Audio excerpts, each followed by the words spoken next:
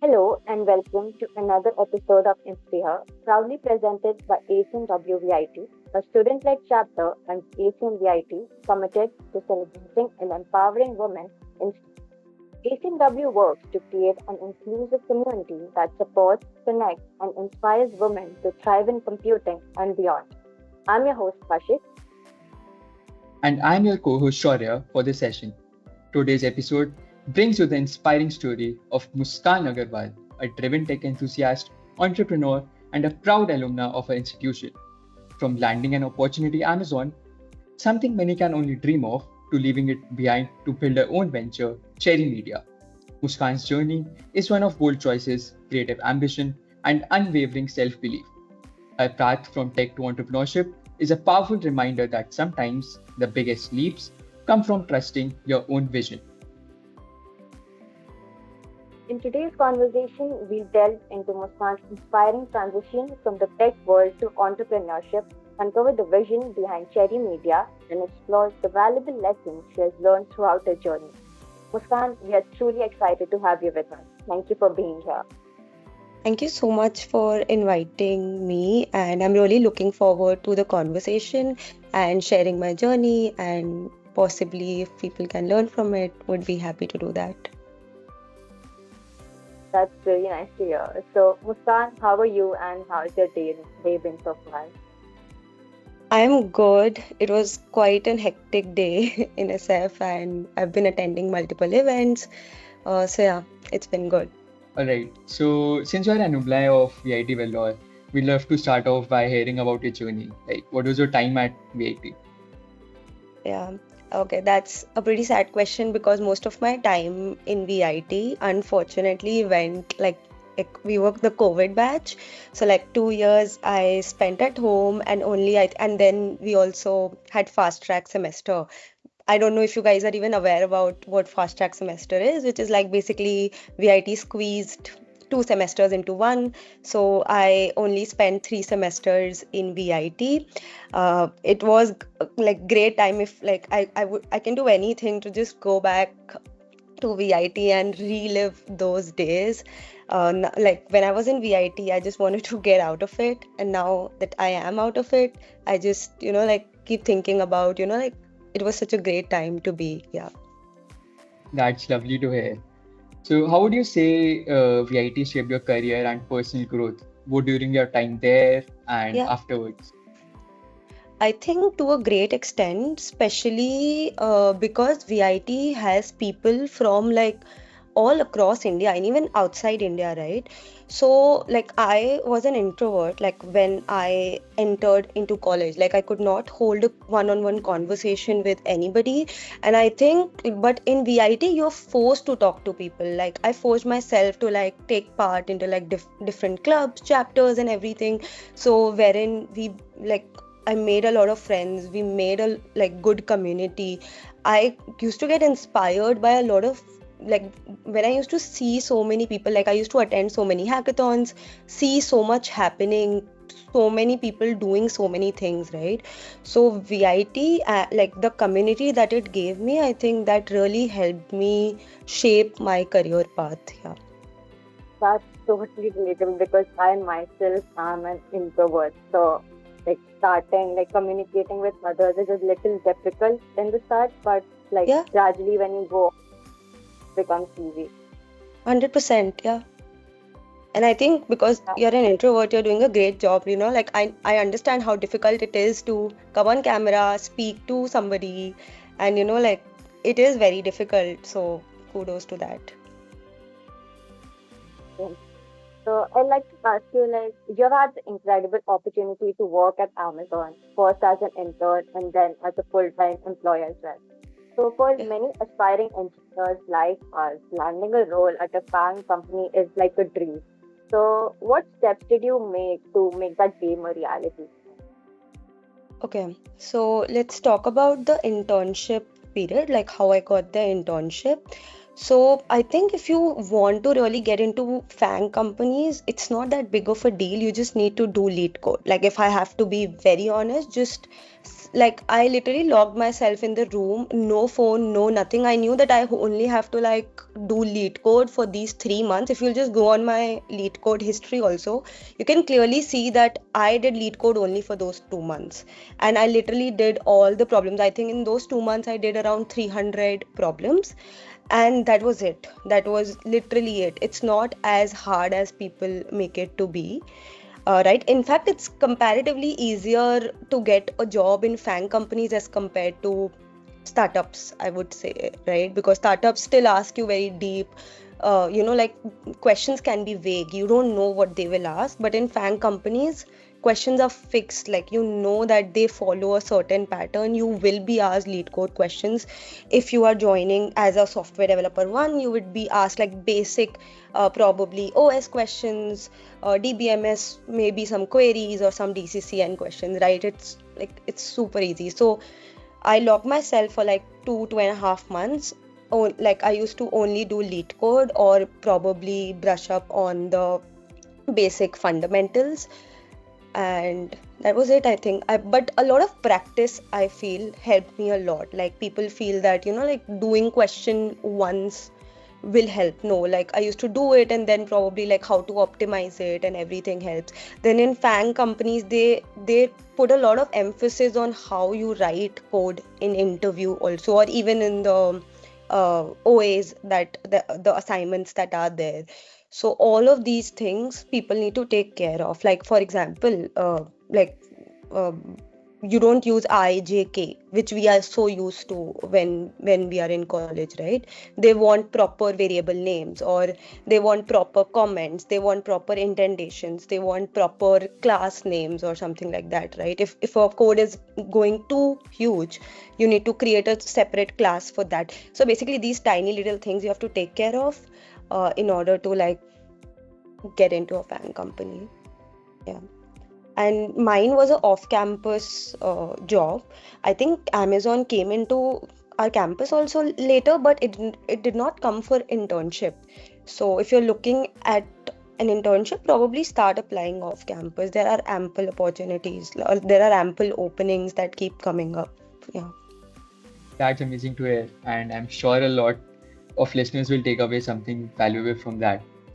So, Yeah. Muskan, you were also selected as a GHC Scholar, and that is such a huge achievement. So, for those who might not be familiar, could you start by telling us what GHC is and why is it considered such a valuable opportunity? Okay, so GHC is Grace Hopper Celebration. So basically, it's a largest gathering of women in tech. Like literally women all across the globe. Like, there's an event that happens. So when I was selected, so every year they select few women in STEM, and they sponsor their trip, their stay, everything basically, to travel to the place and attend the conference, right? And these women are usually, I don't remember if they want you to be in like first, second, third, or fourth year, but I think any woman in their undergraduate can apply as far as they are pursuing a STEM degree. So I was selected for that. During my time, the event was in Orlando, but again, it was COVID time, so I could not attend, which was very bad. Otherwise, my trip would have been sponsored to this place and everything. But now they have again started it. I think now GHC is happening again. I think in the next 2-3 months. I think in September it's happening again. So if you're a woman in STEM, it's a great opportunity. You can apply, and the process is not that complicated. Like, you just go on to their website. If you want, I'll send you the link. Otherwise, you can just search it on Google. Then there are like 3-4 questions that they ask, like what is the contribution that you have made as a woman in STEM, what do you want to see, or what are the changes. Like, I don't remember the exact questions, but they do ask you to fill a form of like 5-6 questions. You fill them up, and then they let you know if you're selected or not. Yeah. That sounds great. So, Yeah. what inspired you to actually apply for this in the first place? Was there something specific that motivated you, or someone encouraged you to do it?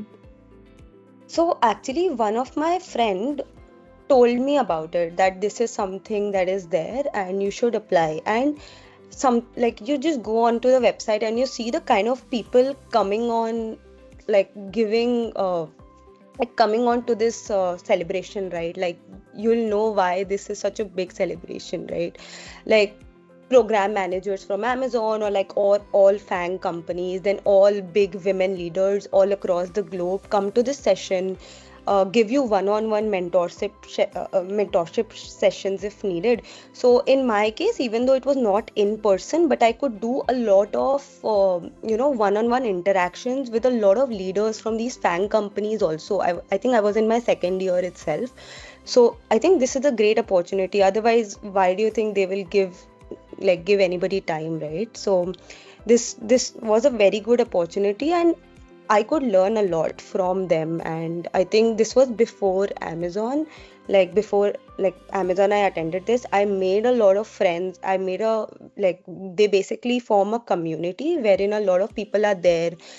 If you are facing any issues, like not just technical, if you are facing any issues in like anything, maybe interview related or your resume or anything, they help you out whenever needed.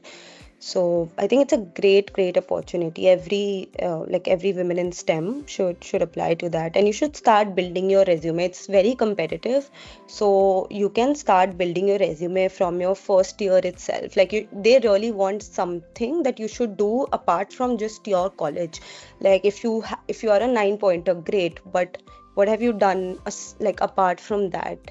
So in my case, I was like making a few YouTube videos, like just talking to these people who are women in STEM. Then I was posting on LinkedIn, and I was a part of a couple of clubs and chapters while I was in VIT. So all of that helped, I would say. Yeah. Yeah, that's really good to hear. I mean, connecting with a lot of people actually really helps. So moving on to the next question. On your YouTube channel, you have shared so many opportunities for women in tech. But still, something I personally noticed is that the hesitation among women doesn't always come from a lack of skills or exposure. Often it's a result of internalized caution that is shaped by years of social conditioning, where girls are encouraged to prioritize being right or perfect over being bold or experimental. So I wanted to ask, like, have you seen that too in your experience, and what do you think are the deeper challenges women still face in STEM today? I think so. I can tell you from my personal journey. I think it would be very different from maybe like from person to person. But I think for me, I also gave a lot of thought to this. It was a lack of a role model.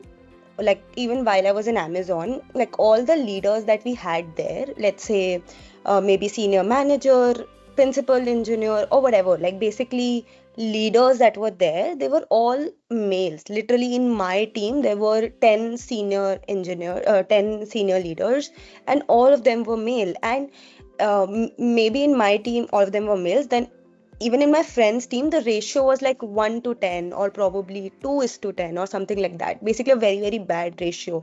So like as a woman, there are there's a lack of role models. Like I can look up to somebody that, okay, if she has done it, I can do it too. I feel that is one problem that I feel. And then I think women look at, as you rightly said, that we aim to be perfect rather than experimental, right? Like we have that inherent fear of, oh, like, can I do this? Like, is this perfect? What will they think? What will that think? And that is something that is like inbuilt in society. That is not something that is because of an organization or because of something else, right? I think that is something that is inbuilt, and all of us as a community have to like take the efforts to change that, right? Like if you are in a workplace and you see, let's say, a fellow colleague, for example, Shaurya, you see Kashish hesitating for like speaking in like a crowd or something, you should motivate her, right? Like, do this, why are you not doing this, right? And similarly, I think as a community we should try changing that. It will definitely not happen overnight, but I think motivating each other definitely helps. For example, when I was in Amazon, the fellow, like I had two other girls who were interning with me as well, and even in full time I had only two girls who were there in my team, and they helped me a lot. Like I would hesitate going to, let's say, a male team member, but to go to them it was way easier, right? And they were so supportive towards me, which was like an icebreaker for me. And then after like 6 months, 1 year, it became normal. But in the start, when I just joined the organization, that push from another woman really helped me. Yeah. You mentioned that we have to support each other. So, what do you think is the role of men in building this? And do you think things have really changed in the recent years, or they have been the same? No, I think things have changed a lot. I don't know the exact numbers, but I think that there are more women in tech now. Of course, the numbers are still very bad, but it's like we are progressing a little bit at least, right? So things are way better, but we still have a very long way to go, I feel, right? Like it's not just about working in STEM or something like that. It has a very deeper root cause, right? Like even in engineering colleges, right? I think your class strength would be 50. You count how many girls are there, right? And now even let's say there are 10 girls, not 100% of them will go and uh, do a tech job, or probably go and work at FANG or something like that, right? Probably 50% of them will not choose to work. So our ratio is getting like deteriorated, like it at the root cause only, right? So yeah. So, has there been a particular woman in tech, whether someone you have known personally or followed from afar and has left a lasting impact on you? What was about it, her story or presence that stayed with you, and how did she influence your whole journey?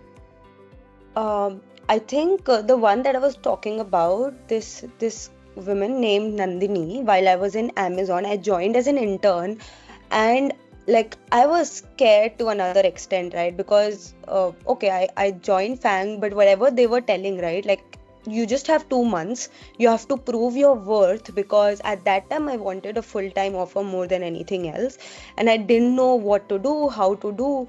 And like she really helped me in that journey. I think when I was just a college student, I was in my, I think, end of second year and starting third year. I didn't know what they are explaining to me, because they like the other people, like my mentors were explaining very high level, but whenever I used to go to her, she used to explain me the technical topics in a very simplified manner, and she used to explain me the entire Amazon architecture. And I think and she was an extremely hard worker. So she, like, I was a 2 month intern, she was a 6 month intern, and she was like nearing the end of, like, she was, I think, on her fifth or sixth month, right? So she knew way more than I did, right? So yeah, I used to really get inspired by the amount of hours she's working, by how smart she was, and basically how she mentored me when I was in my early career, right? And that actually gave, like, as I mentioned, like, right, like we need role models. So because I got that kind of mentorship from somebody, when I joined Amazon, I made it a point to, like, whoever new interns are coming, right, I will help them, and that is what I did, right? Like whatever they are asking, no matter how stupid that is, how silly that is, because they don't know the background, right? We do. So I made it a point to help that, and I think that's just a chain reaction that should keep happening. So yeah, I will not name any famous person, but for me, she was somebody who really helped me out. Yeah, and she also backed a full-time offer at Amazon. So yeah, of course, she was great at tech. She's a SD2 right now at Amazon. So you've been deeply involved with communities like Women Tech Makers, WIT, Women Who Code, InspiHER. And this is something that requires consistent dedication and a lot of behind the scenes support. So, at the first place, what motivated you to stay committed to these spaces, even while juggling with academics? Okay, so though like these were the communities that I was part of earlier, like I'm still a part of, but now I do like a lot of one-on-one mentorship sessions rather than the communities. Like if there's an event, sure, I do like sometimes go join in the event, but not like as a speaker or as a mentor or something. But yeah, again, as I mentioned, right, like so many other women have helped me during my mentorship journey. For example, if you will go and look at my YouTube, I think so many women that I invited, they were like so much more qualified than me, right? They were probably working at Google. This woman who was a recruiter at Microsoft, and I was a um, second year student at VIT. She responded to me, and not only responded to me, she like agreed to answer my questions, right? Give me that 1 hour, right? So a lot of women, when I was starting out, when I was trying to do something, they helped me. So I think that's just my responsibility to like help other women out. And then I found a few of these good communities that were there via my friends. And of course, as I told you, like, GHC really helped, because there's like a good WhatsApp group that they have formed, in which they keep sharing whatever opportunities are there or whatever other communities are there. So from there, I got to know a lot of people and joined a lot of communities. Yeah. And now I do a lot of one-on-one mentorship sessions. If anybody reaches out to me on DMs or something like that, I make it a point to probably, if not an hour or something, but I make it a point to like respond to their queries over DM. Or probably if I can just do like a 15-20 minute call to share whatever my journey is. Though my journey is public, everything that I have learned, I put it out on LinkedIn. So that everybody can read it. Why just women, right? Like, I really want everybody should like, if they can learn something from it, like everybody should make use of that. So yeah, my entire journey is, I think, all there on LinkedIn. Yeah. So how did these experiences like help in your personal and professional life, and how did you manage to balance all of it together? Okay, you mean Amazon content creation and like different things? Yeah, yeah, everything, whatever things you were doing. Okay. Yeah, that's a good question, because I would not say it was easy. Like, it was definitely difficult, because I don't know, but I am that person who wants to do multiple things at once. I just don't like work-life balance, maybe. So when I was in college, I was doing content creation. Then I was working at, like, I was doing a few internships, and then I was working on my LinkedIn. Then while I was in Amazon, I was also parallelly building my company, and then I was creating content. So it's definitely tough. I would not say that I do have the perfect mantra for that. Like, I struggle with that myself. But I think prioritization has helped me a lot. Like, what is that one task that I should do? Otherwise, like, things will go wrong. So I prioritize my day accordingly and just do the task. And I do the most difficult task in the morning, because otherwise you keep procrastinating. So if I have to record a video and I have to edit it, and that's the super difficult task, I'll do it in the morning itself. I'll be done by that. I'll do that by 12. So that really helps me a lot. Yeah. But it was a lot of, uh, I would say, 4 hour sleep days. Uh, like, it was not a very good time, I would say, when I was like parallelly working on my content creation, Amazon, and also LinkedIn, freelancing, or everything like that. I've also spoken about that.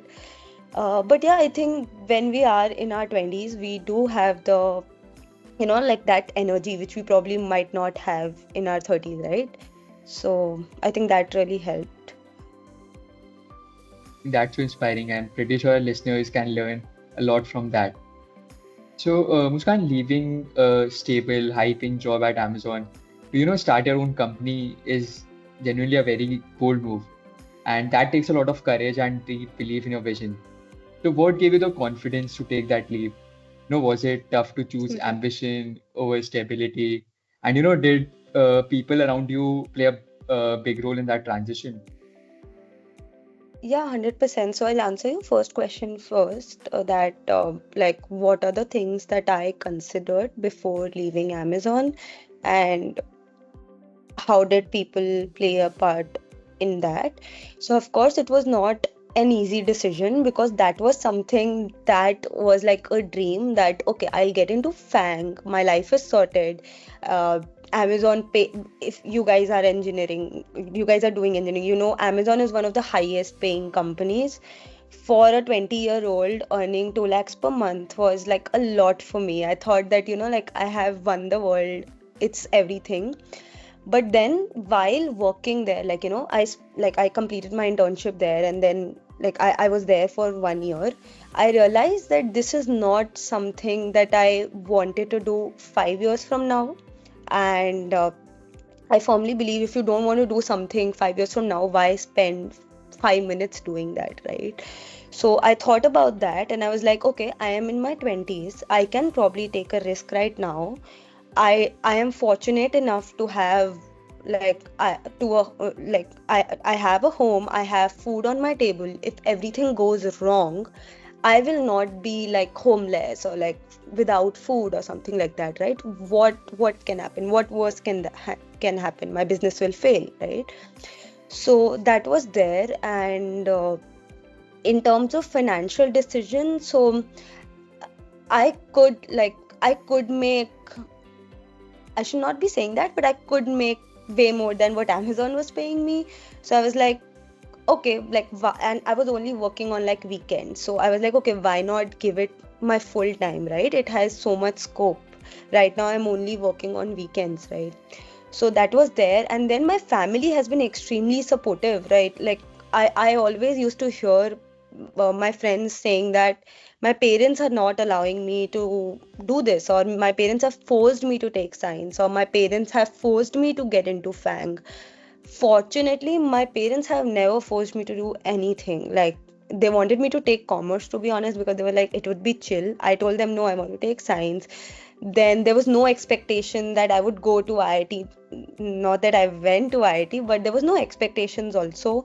Then like my parents never told me that you should go to FANG or you should go to Amazon or something like that. So I think there was a lot of freedom which I got from my family. Even when I was leaving Amazon, they were they were just with me in my decision. They just said that okay, whatever you want to do, you should pursue that. And that gave me a lot of belief in myself that okay, like my family is with me, so I can probably just take the decision.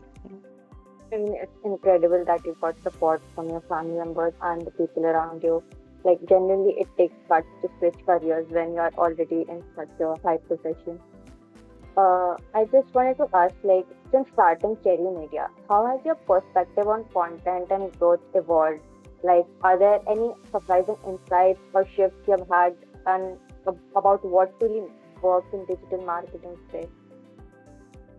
I think one thing about content creation, especially like now, is that everybody should create content, right? Like I used to think that content creators are like a different set of people, and then there are founders, then there are like students or something like that. No, everybody should create content in today's day and age. You cannot even imagine the amount of opportunities that you can get just by creating content, right? You like there are so many people who are smarter, or who are probably who have way more experiences, but because people don't know about them, they are not able to have opportunities what content creators are having, right? So the point is everybody should create content is one of like earlier.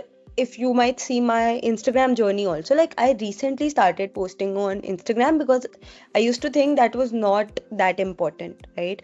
But now that I started creating content on Instagram, like a lot of things have changed in terms of leads, opportunities, recognitions, everything. So I think that is one shift. And in terms of digital marketing, I think people are just done with ads, like seeing ads, seeing promotional content. Like people want to see, for example, Food Farmer, right? Like you all must be knowing Food Farmer, right? So now he's starting his own brand, right? So how from a content creator, like he built his entire narrative around good food, clean labeling, and now he's launching his own brand, right? So I think now people need some real content. People are really smart. People can tell that it's AI generated creative. People can tell it's AI generated content. So the more authentic you are on social media without a lot of graphics or without a lot of like edits, I think it works way better uh, than that. Probably that worked 10 years before, but not now. So, Muskan, you are in the US right now.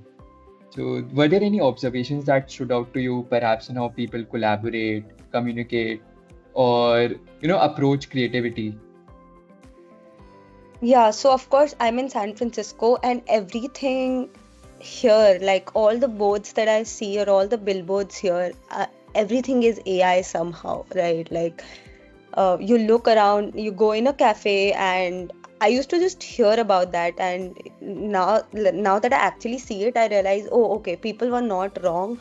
I was just sitting at a table, and on another table there was this investor pitch happening, right? So there were two founders sitting. There was an investor, and in front of my eyes, that investor cut a check for $1 million with to the founders, and it was literally just a 30-40 minute meeting, right? So SF is crazy, and this is not something that is new for the people in SF, right? Like then I talked to other people, other YC founders who are our clients. They told this is normal in SF, but for me it was like a very big shocker, right? So the access to capital here is huge. The risk taking capabilities is huge. Like you have an idea today, let's say Shaurya and Kashish wants to build something. You ask an investor, you convince them that your idea is good, they'll cut you a check of $1 million right away. Like they just need to trust on you. They don't need how big the TAM is or whatever. That will that will happen if the founders are good. Investors are ready to take a bet on you. So that was one. Then other is the communities here are very strong. Like as I told you, right, I've been attending events, so many events are happening like at all times of the day. You can just go connect with other founders and everybody, and people that we look up to are like just normal speakers in those events. Like you can just enter and meet them. For example, I went to this event today, and the speaker was the CEO of Perplexity. Like it was just a normal event. There were just 50 people. He just came, spoke, and went away, right? So while I was in India, it was a very big deal for me to like probably meet the CEO of Perplexity, or like meet XYZ. But here it's very normal. So that was I think, like a really cool thing for me. And here people don't really care about what you do or something like that. Like people like are really like in their own bubbles or in their own boxes, so you can do whatever, you can build whatever, nobody will judge you for anything, whatever you are doing. So yeah, that is there. That is so amazing. Muskan, so you shared a lot of valuable hacks with students and professionals looking to level up their LinkedIn game. So, given that your experience on both sides, firstly reaching out, then being reached out to as well. So, what's that one golden tip you'd give to someone trying to connect with people or recruiters on LinkedIn? Okay, so basically how they can cold email these recruiters. Yeah, I think so. Cold emailing would only work if it's like a startup. I think all these big tech companies, cold emails might work if there's an opening. Otherwise, to these smaller companies, I think just tell them that what value you bring to the table. And other thing that I see is like a lot of people message me that, hey, do you have an opening XYZ, something like that. Don't message randomly, right? For example, like just attach your resume maybe, tell that why you are the right person for this job. So just mention the right things so that whatever they need, so a recruiter will never message you and ask, hey, can you send me your resume or something like that, right? So just make sure whatever is needed for that, like whatever that recruiter needs to hire you, you are sending that in the first message, right? And don't make the message very long. Nobody likes to read long messages. Attach your resume, write like a crisp message. If you can personalize each message. Otherwise you can just like make one message that you get most responses for, and keep sending it to a lot of people. I would say also focus on the quantity of messages that you are sending. If you are sending 3 messages and expect a response, That's not gonna happen. At least send 30 messages and then expect like one or two responses. Especially if you are, like in your early career or probably is a new grad. Yeah, you mentioned about resume. So, like, what is the importance of it? Can you tell our listeners about it? I think that's super important because that is the source of truth that you give to any company before you can even talk to them, right? Like your resume is what marks your attendance, I would say, in that company or something like that. So that is super important. If I have to tell you a few tips as to like how can you make your resume better, I always prefer like a single column resume. I used to use overleaf. That works the best. Then uh, if you can bold your what do I say, like skill set. For example, you worked in Java and you have xyz tech stack, so just bold that tech stack. If Amazon is hiring, let's say like for whatever role, and in the job description they have mentioned that they are looking at somebody who is, let's say, proficient in C++, right? So just try and make sure that your resume has C++. Of course, don't add it for the sake of adding it, but if you have worked on C++ projects, do highlight that because that is what they are looking at. So custom make your resume, not like 100%, but like 10-20% change your resume as per the job, like what they are asking. So you just serve them what they are asking for. So that helps a lot, I feel. Yeah. And yeah, never make it more than one page. I think that's obvious, but still, if anybody is trying to make their resume more than one page, please stop. Like, you should never do that. That's a crime. And don't, I feel eh, a lot of people include their very old education details. I don't think that's needed. So, probably if that is taking a lot of your space, you can just skip that up in case. Yeah. Thank you for sharing also you explained properly what resume looks like. So my next question is this. What I personally feel and have noticed is that gender bias isn't always louder or visible. Sometimes it just shows up in subtle moments like being overlooked, interrupted, or just being underestimated. So have there been instances in your career as well where you have faced something similar, and how did you tackle these situations? Okay. So, if I have to talk about that, I think while you are right that a lot of times you might feel that you're overlooked or you're not heard, but I don't think, at least for me, that it is intentional, right? For example, you are in a group of, like, let's say there's a ACM-W meeting and there are two girls and let's say there are 10 boys, and you try to speak something and you find people are not hearing you, or like men in your team is not hearing you. I don't think that's intentional. It just needs good communication, right? At least what I feel, right? Like they don't do it intentionally that, oh, she's speaking, let me not let me like not allow her to speak or something like that.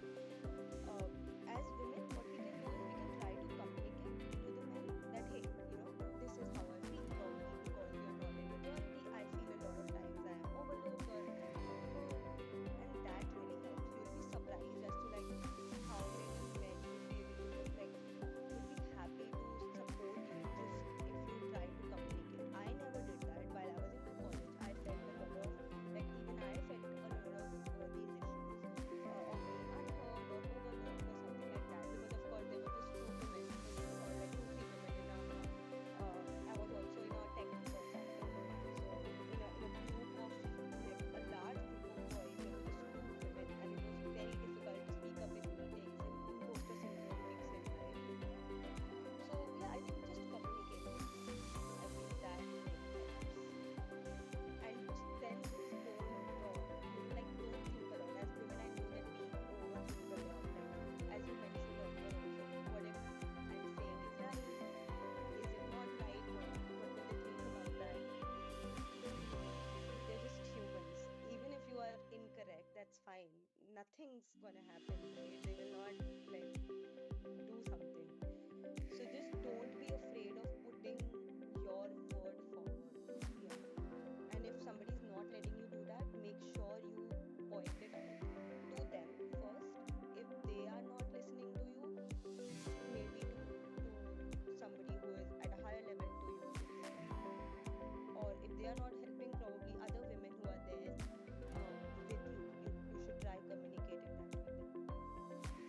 I totally agree with you on this part.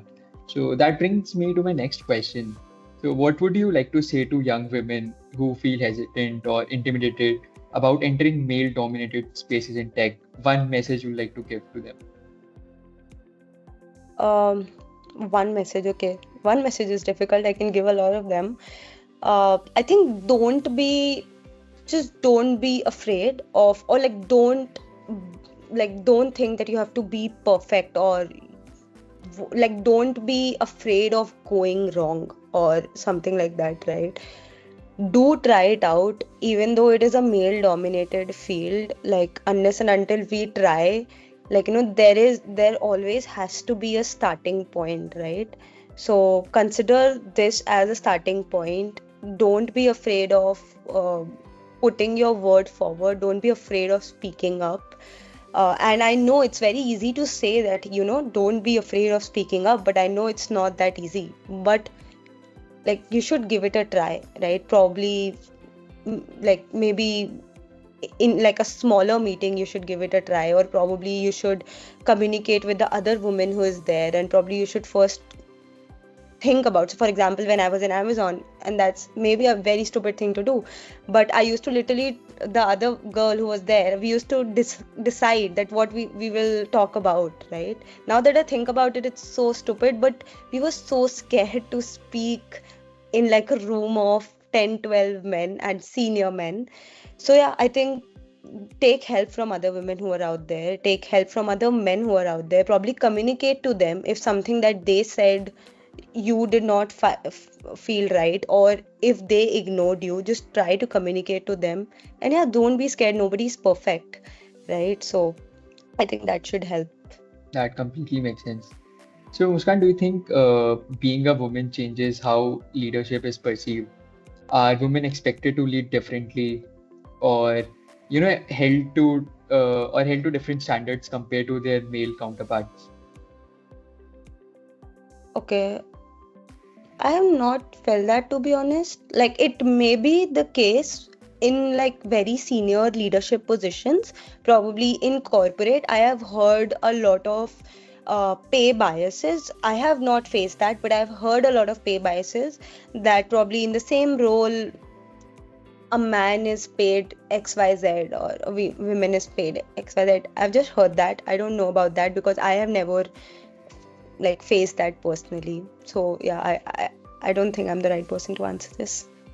I would like to hop on to the next question. Yeah. Is there a dream project or collaboration you hope to work on someday? Collaboration. Yeah, anything you'd like to do in the near future? Any project or anything in general? Oh, like a brand collaboration, something like that. Yeah. Okay. So while there are a lot of brands that I would like to work with, but I was recently so there was this WWDC, Apple's event, you all might be knowing. So it happened in Apple Park, Cupertino, and unfortunately, because I was not invited, I was literally sitting outside the Apple Park, and I could see people go inside, like other creators who were invited, and I could not go because, of course, I'm not big of a creator right now. So that is one thing that I have probably manifested, I would say, that probably 1 year from now, I would be invited by Apple to attend the event. So yeah, out of so many brand collaborations that I would love to have, this is one. That sounds great. So that brings me to my next question. Like, what's the one piece of advice you wish someone had told you earlier in your career? One piece of advice. I think while I try to talk to a lot of people in college, I think I still, restricted myself to a certain set of people. Like, like I could have probably talked to way more people. Like VIT, like it has so many diverse set of people, as I told you. So I feel I could have come out of my introvert zone, or like my bubble, a bit faster, so that I could utilize the time, in a way, in a much better manner. So yeah, I think if you are an introvert, I think you should try talking to more people. And it of course takes a lot of guts and like coming out of your comfort zone, but try to do that as soon as possible. So yeah, if you're a student in your first year probably in VIT, just try talking to people, just try talking to more people. Take part in more communities. For example, like VIT has, I think, everything, like something for everybody, right? Like every sort of community is there. So just take part in those. I think that's a great place wherein you can meet people and interact and learn, etc. So yeah, that would be one, to come out of your comfort zone and probably be an extrovert. Don't be an introvert. Yeah. What is it like building a startup in SF where everything tech is happening? Do you feel it's the best place to build a startup? I don't know if it's the best place. Like I am definitely coming back to India. So it's not like you cannot build a startup if you're not in SF. But if you are building a tech company, you should definitely come here and see the environment, like meet people, right? Like one of my major reasons to come to SF was how I can break into the American market, because most of our clients at our company are like Indian clients or Indians in America. Like hardly there are people who are Americans. So I really wanted to like test the waters, probably come here, and that gave like meeting them in person gave me a lot of insights. So yeah, like you necessarily don't have to come to like live in SF, but yeah, you can just come here, live for like 1 or 2 months, attend a lot of events, meet a lot of people, and then take your insights back wherever you want to build. Yeah. In general, how was basically what was your differentiator that worked for your company, and let's say that helped you bag such companies? Like we saw your website, your company's website, and it mentioned Samsung, it mentioned Drunken Monkey, and these are Yeah. quite a few big chains to bag, for a startup. So that's what. Yeah. I think one thing that has really worked for me is having a social proof. As I mentioned, my own personal brand that has helped a lot. So, for example, there is a competitor who has, let's say, no social presence, versus if I pitch, right? So I have a lot of social proof that is available out there. That is one. Another is case studies. Like, to be honest, that is something that helps a lot. So I know this one rule: do good work and speak about it, and that is what I do. Even on LinkedIn, you will see every day I put out content as to like, this founder was facing this problem, this was the problem, this was the solution, and this is the takeaway, right? And so many people reach out to me that, hey, we are facing similar problems. So whenever we reach out to these companies, let's say when we reached out to Samsung, right, we showed the past case studies. Whatever we were pitching to them, we showed that okay, we have already worked in this domain, probably not with as big a company as Samsung, but we have done this with smaller companies. This is our case study, this is what we have achieved, and we can do it for you. So I think that has really helped. I think build solid case studies for your profile. That was really amazing to hear. So that brings us to the end of this podcast. And thank you so much for joining us and sharing your story. It's been truly inspiring. We are so glad that we got this conversation with you and really appreciate you taking the time to be here. Yeah, I'm glad too. Thank you so much for organizing this. I loved answering all the questions. They were amazing. I hope I could share insightful answers, and like people watching this could take away something from that. Yeah, and if anybody watching this needs any help or anything that I possibly was not able to answer, feel free to reach out to me on LinkedIn. I would be happy to help. Thank you so Thank much. you so much, Muskan, for that. You.